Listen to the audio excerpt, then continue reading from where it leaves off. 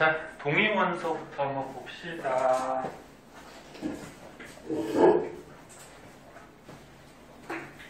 자, 동위원소라 그래가지고요. 이거 처음 들어볼 텐데, 뭐, 조금 선행했던 사람들은 들어본 사람도 있을 거고, 어떤 건지 한번 봅시다.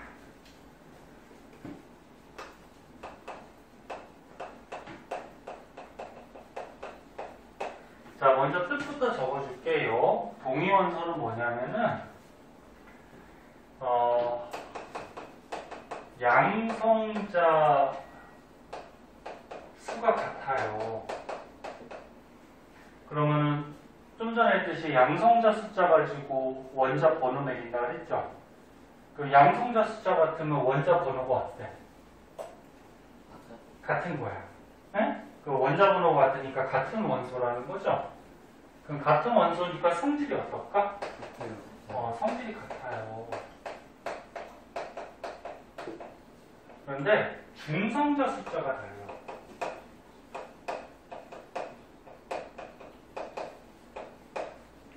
그러면 너는 질량은, 원자의 질량은 양성자하고 중성자를 더해서 질량을 따진다고 했죠? 그럼 양성자는 같은데 중성자가 달라. 그럼 질량이 어떨까? 달라요.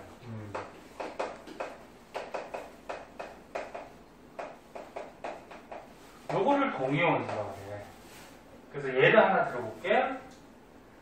가장 이제 잘 나오는 예가 뭐 여기 책에 나온 것 같이 수소나 또는 염소 같은 게 잘 나오는데, 수소는 여기 책에 있으니까 염소도 한번 해볼게. 아, 염소도 여기 나오는구나.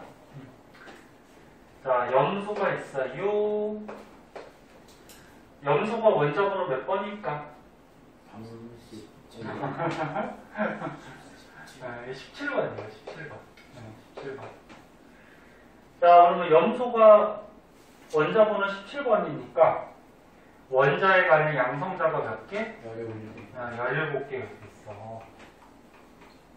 근데 염소가 질량이 35짜리가 있고요. 37짜리가 있어요. 그럼 요거 35짜리 질량을 갖는 염소는 양성자가 17개니까 중성자가 몇 개? 18개가 돼야지 합해서 질량이 35가 되는 거지. 그치? 그럼 얘 전자는 몇 개일까? 마이너스 전자는? 17개죠. 그럼 전자가 17개여야지 양성자하고 같으니까 중성이 되겠죠. 다 대답을 다 하네. 그럼 얘는 원자번호 17번이니까 양성자 17개야. 근데 질량이 37이니까 중성자 몇 개? 20개. 그치, 20개. 이렇게 원자액이 구성이 돼 있고, 그 마이너스 전자는 몇 개일까? 17개. 그래야지 중성이 되겠죠. 뭔지 알겠니? 그럼 얘는 다시 한번 보면 양성자 숫자 어때? 같아. 그러니까 같은 원소. 염소니까 성질이 똑같아. 근데 중성자 숫자가 다르죠? 중성자가 달라요. 그러면 원자량, 질량이 달라지는 거예요. 이런 거를 이제 동위원소라고 해요. 그래서 여기 수소도 잘 나오기 때문에 수소도 한번 보자. 자, 수소는 원자번호 몇 번? 1번이에요. 1번. 1번이니까 이 그림에 있듯이 양성자가 하나씩 있어요. 그런데 혜원아 여기 봐봐. 수소는 질량을 1을 갖는 애가 있고 2를 갖는 애가 있고 3을 갖는 애가 있어요. 그럼 얘는 양성자가 하나 있는데 질량이 1이래. 그럼 양성자 하나가 질량을 차지하잖아. 그치? 그럼 중성자 있다 없다? 없다. 근데 얘는 양성자가 하나인데 질량이 2래. 그러면 양성자 하나에다가 중성자 하나. 이렇게 돼요. 그럼 얘는 양성자가 하나 있으면 질량이 3이니까 중성자 몇 개? 2개. 네? 볼 줄 알겠니? 그래서 얘네들 이름이 있는데 일반적으로 수소라 그러면은 얘를 얘기하는 거예요. 그래서 너네 우주에 존재하는 거의 한 98% 수소가 얘야. 거의 대부분 다. 근데 나머지 한 2% 정도는 질량 2짜리하고 3짜리 수소가 있거든. 질량 2짜리를 이름을 중수소라고 그러고요. 질량 3짜리는 삼중수소라고. 자, 요거 수소도 가끔 나오는 거니까 좀 알아두세요. 그럼 얘도 동위원소가 되겠죠. 자, 거기서 이제 추가적으로 좀 알아둘 거는 평균 원자량이라는 게 있는데, 자, 여기 한번 볼게요. 여기 좀 어렵다. 잘 봐. 여기 봐. 염소 얘는 원자량, 질량이 35고요. 염소 얘는 원자량, 질량이 37이야. 근데 우주에 요 35짜리가 우주의 한 75% 정도 존재해요. 약 정확하게 75는 아니야. 여기는 같이 75.77% 정도 차지하고 있거든. 이거 퍼센트는 외울 필요 없어요. 근데 우주의 37짜리가 한 25% 정도 존재를 해요. 그러면 이 염소의 원자량이 원자의 질량이라 그랬어? 대화나 여기 보세요. 실판을 보세요. 그 밑에 뭐 있어? 아니 이게 뭐? 그 염소의 원자량은 35를 사용할 수도 없고 37을 사용할 수도 없어요. 75% 무시 못하지, 그치? 25%도 어떻게 돼? 무시 못하지. 그래서 얘 원자량을 35를 쓸까? 37을 쓸까? 둘 다 쓸 수가 없어. 그래서 이제 과학자들이 원자량을 어떻게 사용하기로 했냐면 평균을 내서 사용하기로 했어요. 평균. 그래 이제 평균 원자량이에요. 평균 원자량. 그럼 얘 평균을 어떻게 내냐면은 질량이 35짜리가 자연계 우주의 75%가 존재를 하고요. 플러스 얘도 있잖아. 37짜리가 자연계 25%가 존재를 하잖아. 그치? 그러면 전체가 75, 25 하면 전체가 100%가 되죠. 그죠? 그럼 100%로 나누면 평균이 나온단 말이야. 할 줄 알겠니? 35짜리가 75%, 37짜리가 25%. 그럼 전체가 100%. 그치? 그럼 요거를 계산을 하면은 정확하게 떨어지진 않지만 약 35.5가 나와요. 그래서 염소의 원자량은 35를 쓰지도 않고 37을 쓰지도 않고 얘를 쓰는 거야. 네? 얘를 이제 염소의 원자량, 원자의 질량으로 우리가 사용을 해요. 무슨 말인지 알겠니? 수소는 너네 원자량을 얼마로 사용하냐면은 수소는 그냥 1을 사용해요. 그 왜 1을 사용할까? 선생님 아까 전에 수소 같은 경우에 요 원자량 1을 갖는 애가 자연의 한 98% 정도 된다 했죠. 그럼 1, 2, 3 얘네들의 질량은 평균 내봤자 거의 1에 가깝겠지. 이게 거의 대부분이니까, 그치? 그래서 요거 평균 되면은 평균 원자량이 한 1.008이 요 정도 나오거든? 그럼 0.008이는 너무 작잖아, 그치? 그래서 얘를 무시해서 그냥 원자량은 얘는 1을 쓰게 돼. 무슨 말인지 알겠니? 근데 얘가 뭐 98% 그렇게 많이 차지하는 게 아니잖아, 그치? 25%도 무시를 못해요. 그 평균 내서 이렇게 이제 사용을 한다. 근데 평균 원자량 구하는 거를 이렇게 해도 돼요. 75%라는 거는 전체 100% 중에 75%니까 몇 분의 몇일까? 100분의 75 하면 얼마니? 4분의 3이죠? 그럼 얘는 25%라는 거는 100분의 25%를 차지하는 거니까 4분의 1의 값을 갖지. 그러면 이게 4분의 3의 비율, 4분의 1의 비율을 가져. 그럼 요걸 가지고 평균 원자량을 구해도 돼. 그럼 어떻게 쓰면 되냐면 질량이 35짜리가 자연의 4분의 3의 비율이 있고 질량이 37짜리가 자연의 얼마? 4분의 1의 비율이 있단 말이야. 그럼 이거는 전체가 얼마지? 1의 값이죠. 전체 값이. 1로 나눠주면 이것도 계산하면 어떻게 돼? 똑같이 나와요. 그래서 이렇게 구해도 되고 이렇게 구해도 되고. 무슨 말인지 알겠니? 예. 자, 요거를 이제 동위원소 평균 원자량 이렇게 얘기를 하고 할 줄 아셔야 돼요. 너네가 지금 중3이긴 하지만 고등학교 가서 이런 내용들이 좀 어렵기 때문에 미리 공부를 해두시면 나중에 편하시죠. 자, 그 다음 이제 넘어가서 스펙트럼 한번 보자.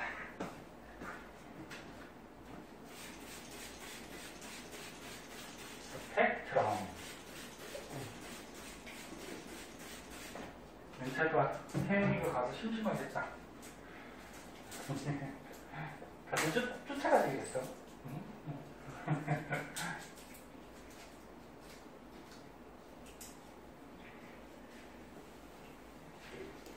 너네 수업할 때 친구가 있으면은 조금 더 마음이 편하지 않니?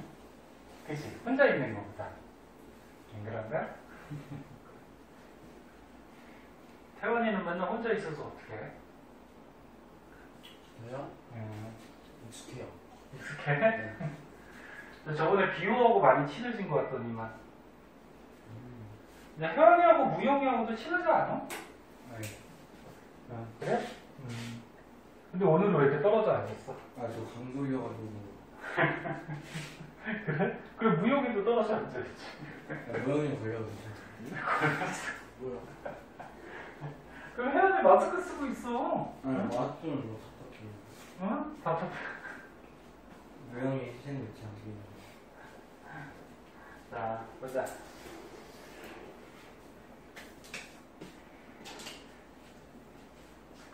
자, 스펙트럼 한번 볼게요.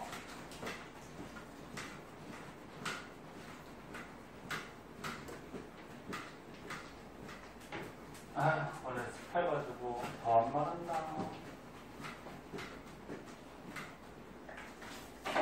자, 스펙트럼 가끔 들어봤을 거예요.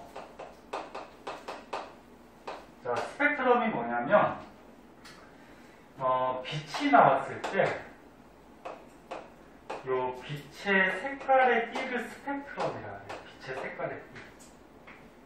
그래서 너네 비운 다음에, 오늘같이 비운 다음에 만약에 해가 뜨면은 가끔 무지개 보이죠? 무지개가 왜 생길까? 물 있잖아요. 빛이 반사한다. 반사라기보다는, 그러니까 비온 다음에 하늘에 보면 물방울들이 이렇게 좀 떠 있거든. 조그마한 물방울들이. 그럼 비온 다음에 물방울 떠 있을 때 햇빛이 비치면 이 햇빛이 물방울 안에 들어가면서 굴절을 해서 얘가 물방울 밖으로 나올 때 색깔이 나눠져요. 너네 햇빛이 굳이 색깔로 하면은 흰색이거든, 흰색? 백색광이라고 해요. 빨간색 아니에요? 응? 빨간색 아니에요? 너 바깥에 나가서 햇빛이 지금 빨갛게 막 이렇게 오고 있니? 바깥에 지금 막 빨간 빛이 오고 있어? 근데 보통 사람들이 사진은 빨간색 아니에요? 아, 태양이 그 막 폭발하고 타니까 빨갛게 보이는 거고 빛은 하얗지. 너 지금 밖에 나가면 빨간 빛이 막 지금 뭐 문을 열어봐.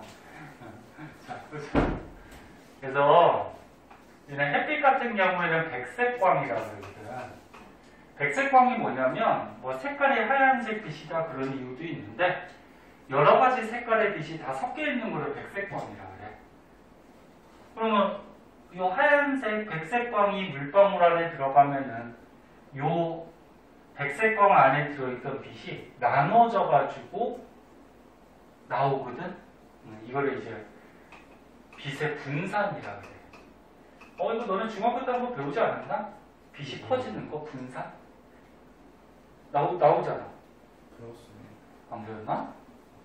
아 잠깐 개정되면서 이게 빠졌나? 아무튼 빛이 퍼져. 그래서 빨주, 노초, 파남보 이렇게 빛이 퍼져서 나오는데 이렇게 색깔의 띠 빨주, 노초, 파남보 이 색깔의 띠를 뭐라 그래? 스펙트럼 이렇게 얘기해요. 스펙트럼.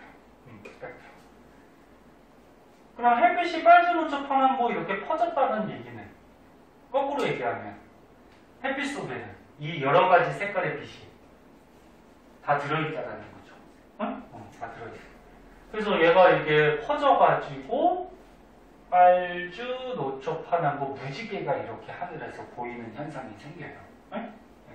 근데 무지개는 조금 더 배울 게 더 있는데 원래 물방울 하나에서만 이렇게 무지개가 생기는 게 아니고 물방울이 되게 많을 거 아니야 공중에.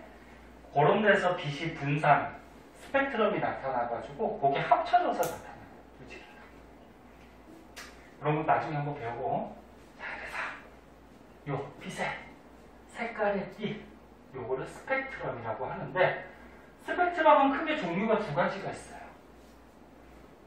여기 보면 연속 스펙트럼. 그럼 얘는 말 그대로야. 빨주, 노초, 파남보 색깔의 띠가 연속적으로 나타난다. 무지개같이. 그럼 요걸 연속 스펙트럼이라고 하고 선 스펙트럼. 요거는 지금 어때? 잘 안 보이면 잘 안 보이면 책도 흑백이죠. 칠판을 보면은 뭐 빨간빛, 뭐 연두색빛, 뭐 파랑빛 이렇게 몇 개의 선만 나온단 말이야, 그지?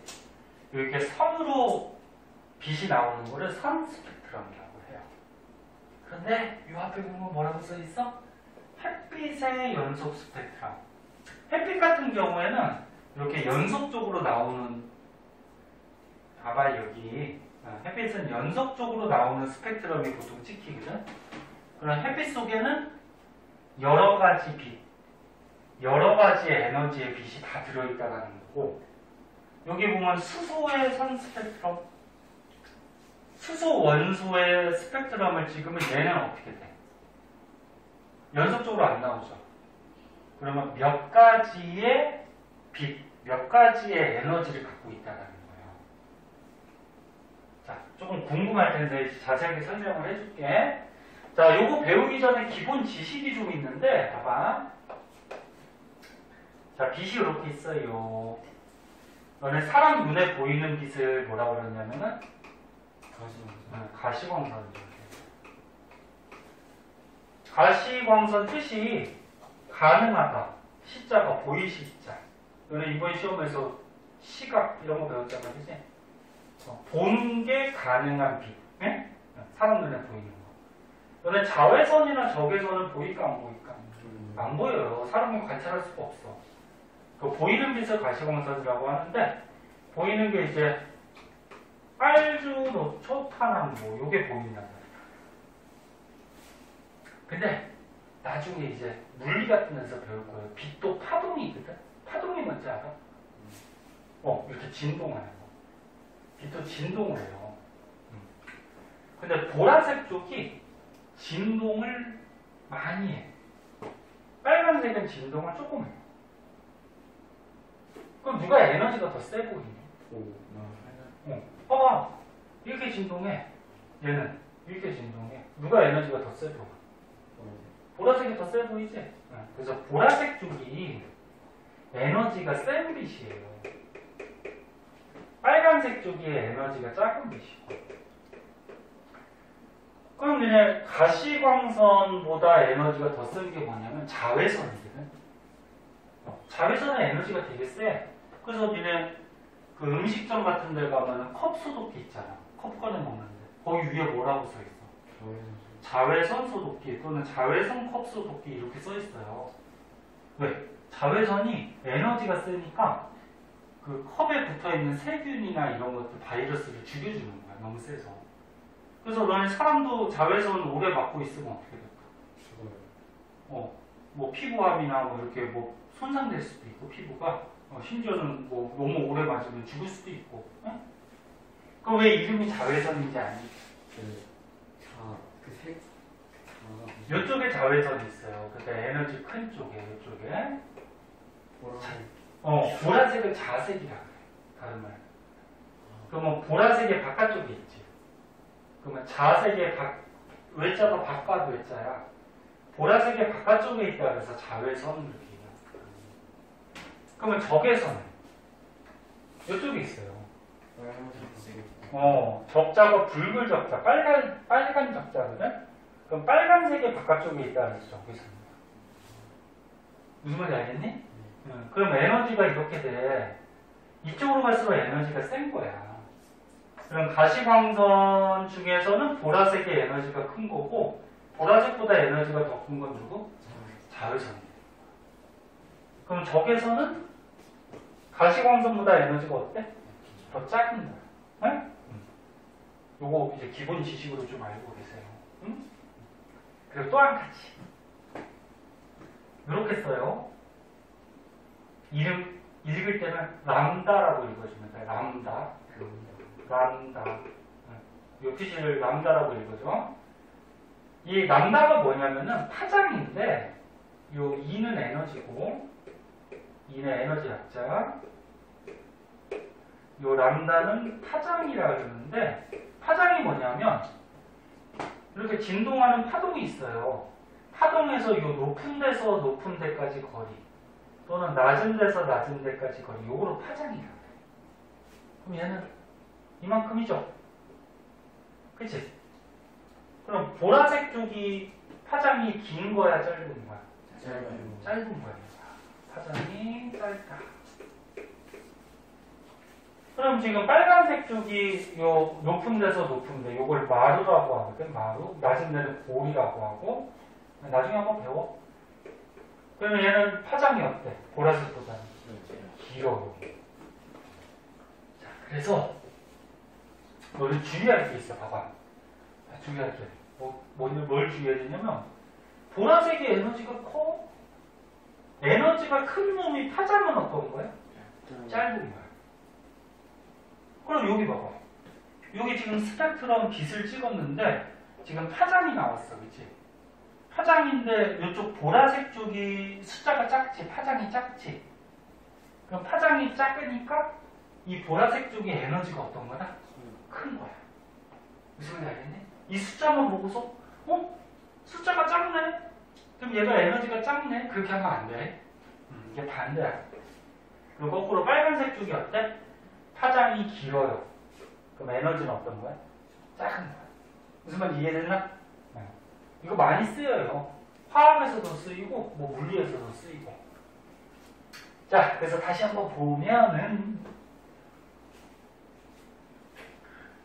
태양 햇빛 같은 경우에는 이 빛이 이렇게 분산돼 가지고 연속적으로 나타나는데, 이 연속 스펙트럼, 이런 수소 같은 원소는 몇 개의 선으로 나와요. 이런 건 선 스펙트럼. 그럼 중요한 거는 우리가 지금 화학 배우는 거니까 이 원소가 중요해. 근데 너는 이거 2학년 때 한번 나오거든? 원소마다 이 선 스펙트럼이 같을까 다를까? 달라요. 이거 2학년 1학기 때 너는 배워.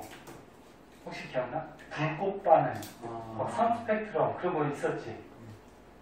기억나니? 네. 그래서 이게 이 선 스펙트럼이 원소마다 달라.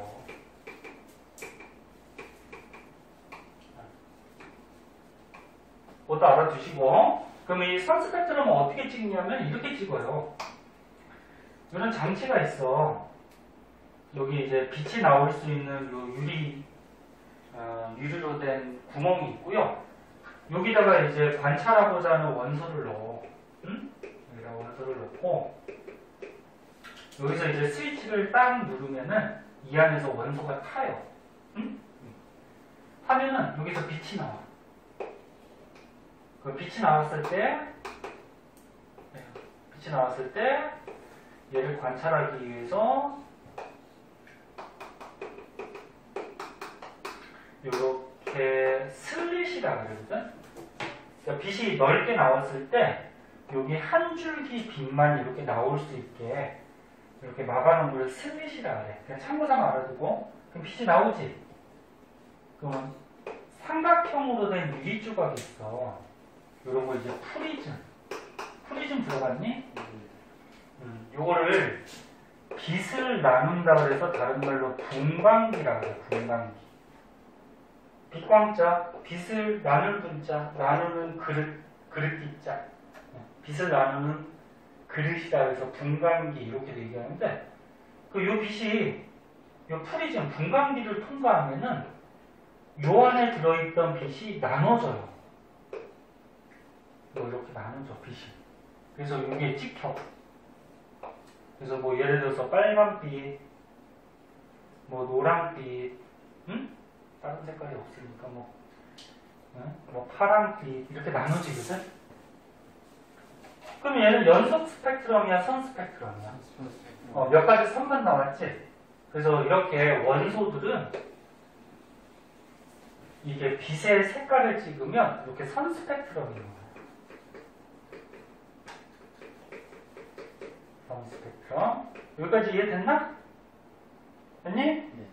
자, 그럼 이제 중요한 걸 한번 볼게요. 자, 재미없이 너 좀 봐봐. 뭐 공부가 재밌는 게 뭐가 있겠어?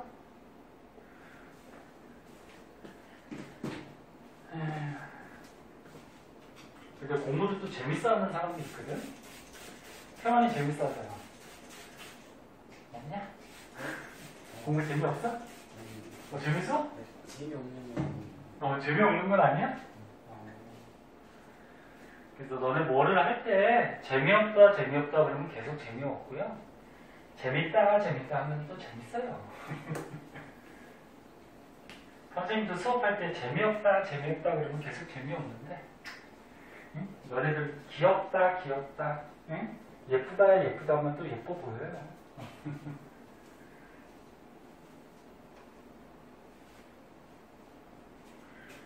자 봅시다.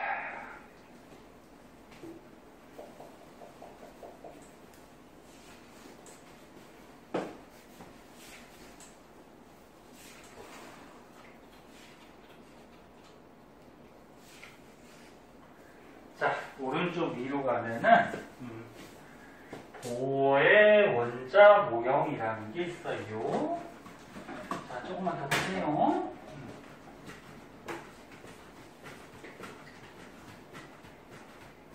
보는 뭘까? 이름이겠죠, 그죠? 과학자 이름이에요. 보 유명한 과학자거든. 원자. 원자를 지금까지 배웠듯이 그 물질이 이루는 입자, 그치? 자, 이게 뭔지 한번 보면은 보의 원자 모형. 옛날에 과학자 보가 수소를 가지고 선 스펙트럼을 찍어봤어요. 그래서 수소를 가지고 선 스펙트럼을 찍어서 어떤 사실을 알아냈어. 뭘 알아냈냐면은 전자들이 돌아다니는 에너지 준위 좀 말이 어려운데 에너지 순서라는 거야. 다른 말로 하면은 전자들이 돌아다니는 전자 껍질이라는 걸 이제 알아내. 자, 지금 무슨 말인지 잘 모를 거야. 아직 중3이니까 요거 좀 배우기 전이니까 봐봐. 그 무슨 얘기냐면 수소는 원소야, 그치? 원소니까 아까 처음에 밑에 그렸다시피 스펙트럼 찍으면은 연속으로 나타나, 선으로 나타나. 선으로 나타나. 그러면 스펙트럼 찍으면 이렇게 몇 개의 선으로 나타난다는 얘기는 수소 안에 에너지가 연속적이지가 않고 몇 개의 에너지를 갖고 있다는 거, 몇 개. 그거 여기서는 지금 3개 보이겠지, 그치? 무슨 말인지 이해돼? 하나? 그래서 실제로 어떻게 되냐면 수소 안에 원자핵이 있죠. 원자핵이 있고 전자가 요 주위를 막 돌아다니지, 그치? 근데 전자들이 막 돌아다니는 게 아니고 요 그림과 같이 전자들이 돌아다니는 껍질이 있어요. 껍질. 그래서 이렇게 첫 번째 껍질, 두 번째 껍질, 뭐 이렇게 껍질들이 존재를 해요. 이렇게 이런 식으로. 이런 식으로. 껍질은 무한대까지 있어요. 무한대. 이거 무한대 표시인 거 알지? 껍질이 이렇게 있어요. 그러니까 전자가 여기나 요런 데서는 돌아다닐 수가 있는데 요 껍질하고 껍질 사이에서는 전자들이 돌아다니지 못해요. 그러니까 여기서 막 불규칙하게 막 돌아가요. 여기도 이렇게. 근데 이 사이에는 존재했어? 없어요. 근데 옮겨갈 수는 있어. 그러니까 얘가 이렇게 올라갈 수도 있고 얘가 이렇게 내려올 수도 있어요. 근데 옮겨갈 수는 있는데 그 사이에는 존재를 못해. 이 전자들이 돌아다닐 때 이 에너지를 보면은 이 안쪽이 에너지가 작고 바깥쪽으로 가면 갈수록 에너지가 어떻게 되냐면 에너지가 커져요. 그냥 쉽게 생각해서 원자력이 플러스잖아. 그럼 전자가 마이너스잖아. 그럼 원자력이 얘를 막 끌어당길 거 아니야. 그럼 끌어당기니까 얘가 좀 자유롭게 움직이지 못하겠죠. 근데 바깥쪽에 있는 애들은 어떨까? 원자력에서 머니까 어떨까? 끌어당기는 힘이 좀 약하겠지? 그럼 좀 자유롭게 움직여 다니겠지? 그러니까 얘가 에너지가 커 바깥쪽으로 갔어. 전자가 이렇게 올라갈 때는 에너지가 커지는 거야, 작아지는 거야? 커지는 거지. 그럼 얘가 올라가려면 에너지를 흡수해야 돼. 그러니까 쉽게 얘기해서 첫 번째 껍질의 에너지가 뭐 얘에서 20이야. 두 번째 껍질이 100이야. 그럼 얘가 이렇게 올라가려면 에너지를 얼마 흡수해야 되니? 80. 그렇지, 80을 흡수해야 돼. 그 에너지를 얘가 80을 얻으면 올라갈 수가 있어. 그리고 거꾸로 내려올 때는 어떻게 될까? 에너지가 방출되겠죠. 그러니까 100의 에너지를 갖고 있다가 얼마를 내보내면 내려갈 수 있어? 80을 내보내면 내려갈 수 있죠. 그죠?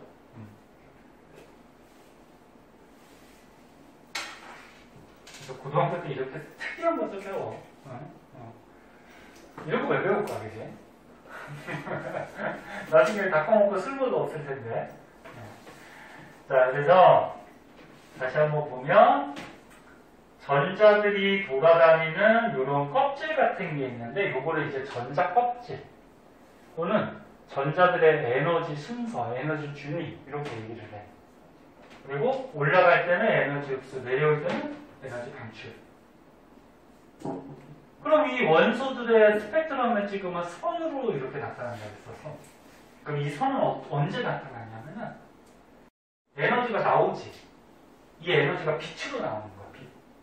네? 그래서 얘가 내려갈 때 에너지가 외부로 이렇게 나와. 근데 이게 빛의 형태로 나오니까 이 빛이 어떤 거예요? 여기 찍히는 거예요. 네? 그래서 이게 이제 선 스펙트럼으로 이제 찍혀요. 근데 봐봐. 여기서 내려갈 수도 있고 아니면 전자가 여기 있다가 여기서 내려갈 수도 있지. 그치? 그럼 요거를 1번, 요거를 2번이라고 그러면 누가 에너지가 더 많이 방출될까? 2번이 더 많이 방출되겠지. 얘가 지금 에너지 차이가 더 크잖아. 그치? 그럼 너네 아까 스펙트럼에서 이쪽 보라색 쪽의 에너지가 어떻다 했어? 크다. 에너지가 큰 쪽이 파장은 어떻다 했어? 짧다. 작다라 그랬지, 그치?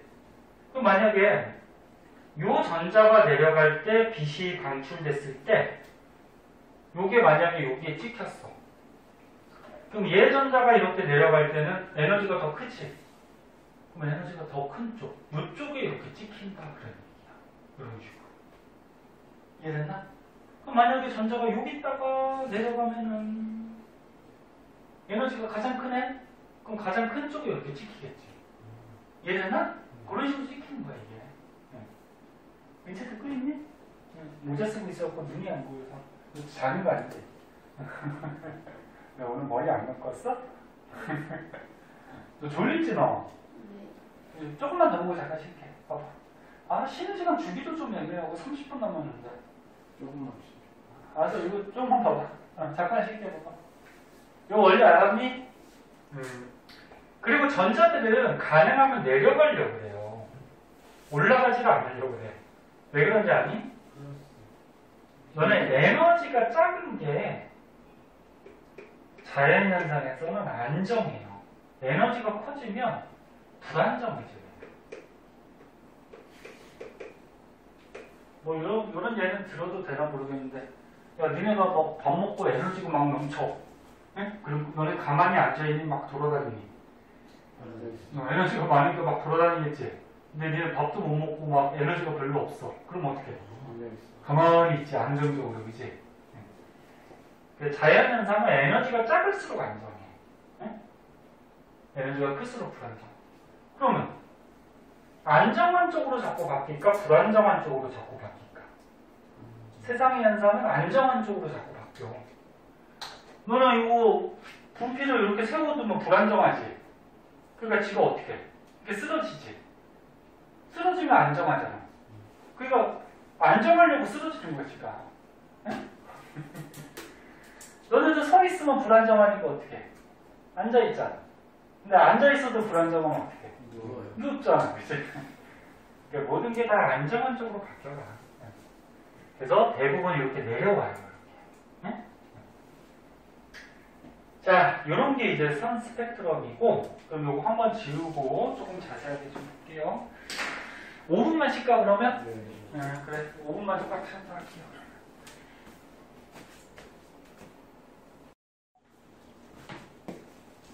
자, 우리 좀만 더 봅시다. 자, 볼게요. 이거 하던 거는 끝내야지. 자, 그래서 다시 한번 적어보면은, 보호의 원자 모형. 그래서, 보호는 무슨 원소 가지고? 수소를 가지고, 선 스펙트럼을 관찰해서, 뭐를 알아냈다고? 전자들이 돌아다니는 껍데기. 그치? 네. 전자 껍질. 그치? 껍데기라고 하면 안 되고. 그래서 에너지 준이 전자 껍질을 알아내요. 그럼 왜 전자가 돌아다니는 이런 껍질들을 얘기를 했냐면은, 전자가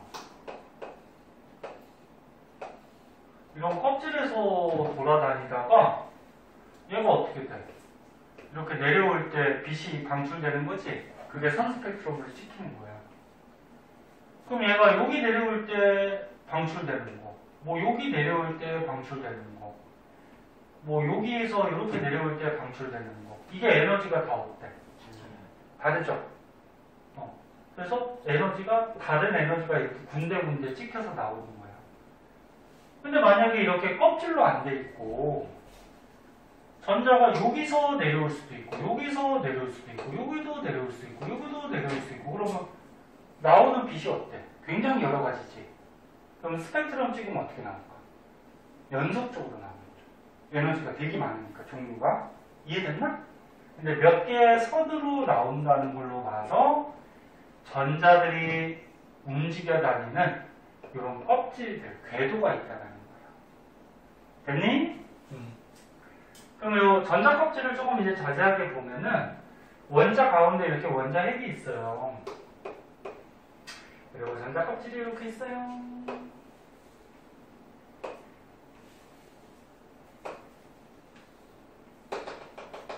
무한대 같이. 이럴 거죠. 선생님, 저 간격이 좁을수록 방출되는 양이 적어요. 이제 설명해줄게. 설명해줄게. 자, 너네 가장 안쪽 껍질에 이름이 있는데 알파벳으로 하거든? 가장 안쪽 껍질을 뭐라 그러냐면 K 껍질이라고 해요. 그래서 K부터 시작해. 알파벳. 그럼 K 다음에 뭐니? L, M, N 이렇게 껍질 이름이 정해져 있어. 옛날에 보어라는 과학자가 왜 A부터 안 시작했는지 알아? 헷갈려서. 헷갈려서? 만약에 여기를 A부터 하면은 과학은 어떻다 그랬어? 나중에 새로운 게 발견되면 바뀐다 그랬죠. 그럼 자기가 여기를 A로 사용했는데 나중에 만약에 이 안에 뭐가 또 발견됐어. 그럼 문자 쓰기가 애매하잖아. 그치? 그래서 한 중간부터 했대요. 뭐 그런 얘기가 있어요. 그래서 중간부터. 자, 그래서 껍질 요게 이름이고 아까 얘기했듯이 안쪽 껍질의 에너지가 크다 작다? 작다. 그리고 작은 게 뭐라 그랬어? 안정한 거라 그랬고 바깥쪽으로 갈수록 에너지가 어떻게 된다? 크다. 커지면은 불안정해진다.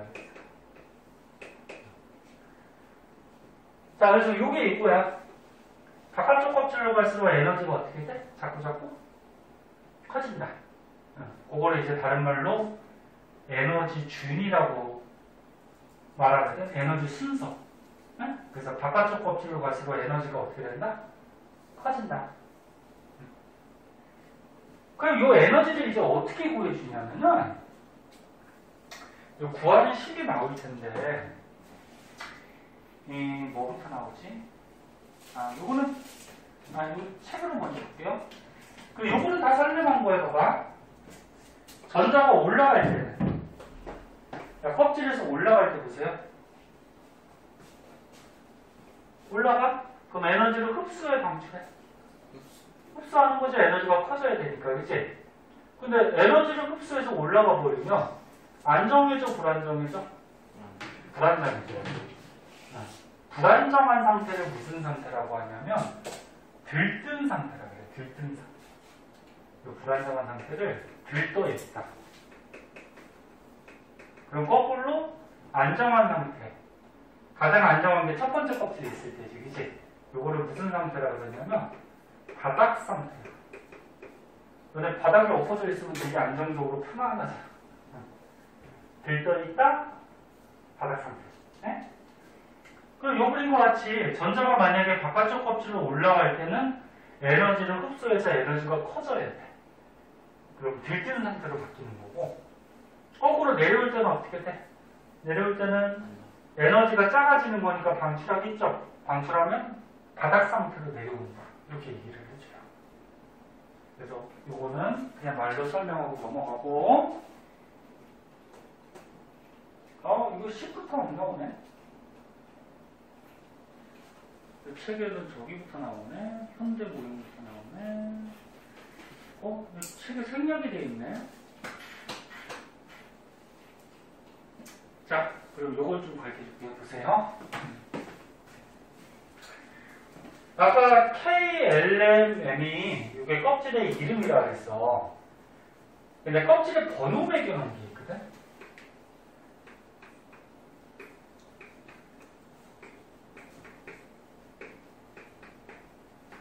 이렇게 껍질에 번호를 매겨놨어요. 첫 번째 껍질 1번, 2번, 3번, 4번. 이 번호 매겨놓은 이 N은 뭐라 그러냐면은 이제 다음 시간에도 나올 텐데 주양자수라고 해요. 주양자수. 그래서 다시 보면 첫 번째 껍질에 전자가 있을 때 이 전자는 K 껍질, 주양자수 1번 껍질에 있다. 그렇게 얘기를 해. 그럼 두 번째 껍질에 전자가 있으면은 L 껍질, 주양자수 2번 껍질에 있다. 그렇게 얘기를 하는 거야. 무슨 말인지 이해됐니? 그러면 이 전자들이 있을 때 얘네가 갖고 있는 에너지는 어떻게 구하냐면 식이 있어요. 책에 안 나왔네. 이게 왜 안 나왔지? 이렇게 구해요. 이런 식으로. 이거는 식이야, 공식이야. 그 요 2가 무슨 뜻일까? 에너지. 요 N은 요거야. 주양자수. 네. 그리고 여기 마이너스가 있어요. 마이너스가 있고 n제곱. 여기서 n도 뭐야? 이거 주양자수. 네? 그 다음 위에 1312라고 숫자가 있는데 얘는 어차피 숫자니까 신경 쓸 필요가 없어. 네? 숫자니까 너네 수학에서 파이도 숫자잖아. 상수. 그치? 그냥 파이라고 쓰잖아.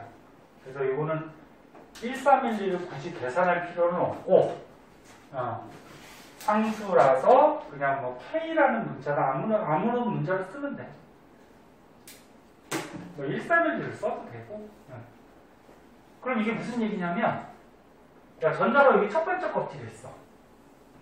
이 전자가 갖고 있는 에너지는 여기다가 주영자 수의 1을 대입시켜봐. 그러면 첫 번째 껍질에 전자가 있을 때 마이너스 얼마? 1제곱분의 1312 요만큼의 에너지를 갖고 있어요. 응? 이거 구하는 식이야. 선생님 이 식 어떻게 나왔어요? 물어보지 마. 그러면 두 번째 껍질에 전자가 있을 때 얘가 갖고 있는 에너지는 주영자 수 2를 대입하면 되죠? 얼마? 마이너스 2제곱분의 1312 이렇게 되는 거야.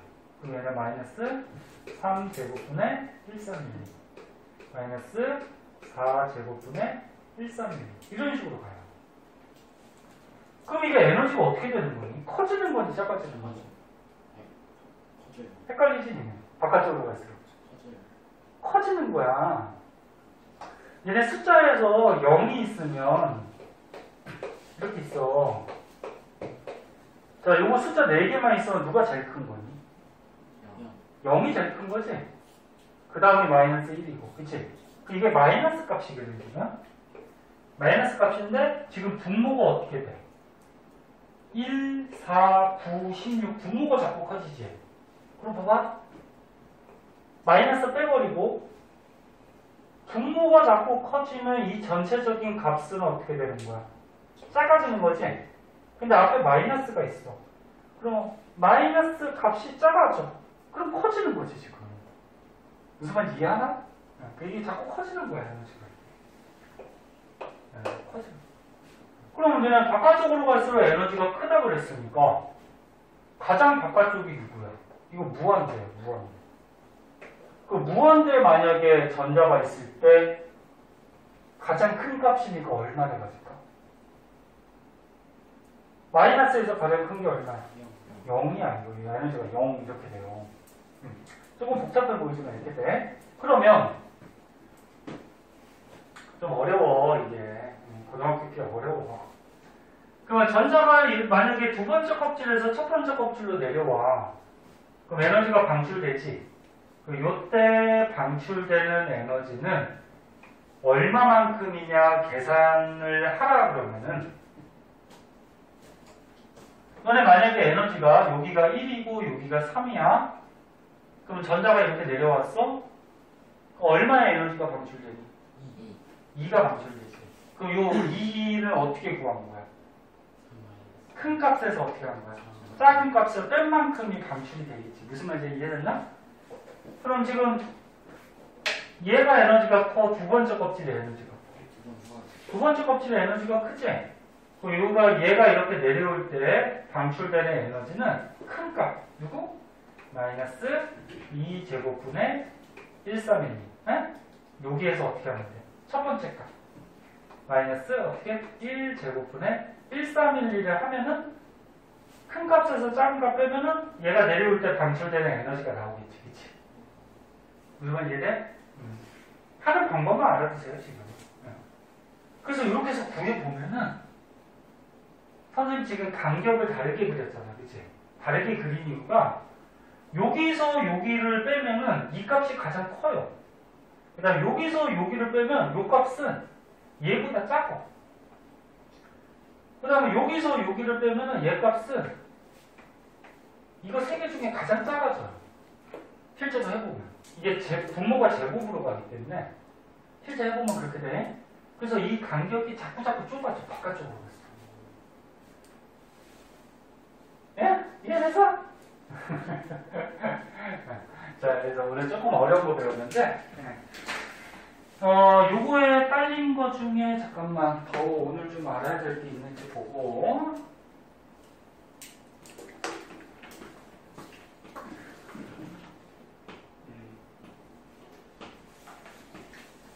이건 다음 시간에 해야 될 것 같고 오늘이 화학이 끝내지를 못했네. 그래서 오늘 요 정도 개념까지 알아두시고 개념까지 알아두시고 그 뒤에 좀 남은 거 있지. 그 뒤에 조금 남은 거 다음 주에 하고 그 다음에 물리로 넘어갈게요. 그러니까 너네 물리하고 화학하고 둘 다 갖고 다녀. 알았지? 오늘 열심히 했으니까 오늘 여기까지 할게요. 자, 고생하셨어요. 이거는 숙제 안 해요. 응.